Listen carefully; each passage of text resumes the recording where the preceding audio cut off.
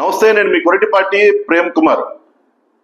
ముఖ్యమంత్రిగా ప్రమాణ స్వీకారం చేసే రోజు ఏమని ప్రమాణ స్వీకారం చేస్తారంటే, కుల మతాలకు అతీతంగా, రాజకీయాలకు అతీతంగా ప్రతి ఒక్కరికి న్యాయం చేస్తానని దైవ సాక్షిగా ప్రమాణం చేస్తున్నానని చెప్పి ప్రతి ముఖ్యమంత్రి ప్రమాణ స్వీకారం చేస్తాడు. కానీ మన చంద్రబాబు నాయుడు గారు సీఎం అయినాక ఏం చెబుతాడో ఒక్కసారి ఇందాం. రండి సార్ చంద్రబాబు గారు. మళ్ళీ ఒకటే కోరుతున్నాం, వైఎస్ఆర్ కాంగ్రెస్ పార్టీకి డైరెక్ట్ గా ఇండైరెక్ట్ గా మనం పనులు చేసే పరిస్థితి ఏ స్థాయిలో కూడా రాకూడదు.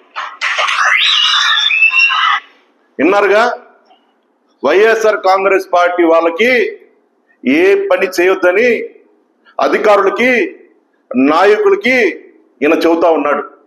ముఖ్యమంత్రిగా ప్రమాణ స్వీకారం చేసిన రోజు ప్రతి ఒక్కరికి న్యాయం చేస్తానని ప్రమాణం చేశాడు. ముఖ్యమంత్రి అయినాక ఒక తెలుగుదేశం పార్టీకే న్యాయం చేయండి, వైఎస్ఆర్సీపీ నాయకులకి న్యాయం చేయొద్దు, కార్యకర్తలకు న్యాయం చేయొద్దు, వైసీపీకి ఓటేసిన న్యాయం చేయొద్దు చెబుతా ఉన్నాడు. ఈ సందర్భంగా చంద్రబాబు గారిని అడుగుతా ఉన్నా, చంద్రబాబు గారు మీరు ఆంధ్రాకి సీఎమ్మా, ఒక తెలుగుదేశం పార్టీకి సీఎమ్మా?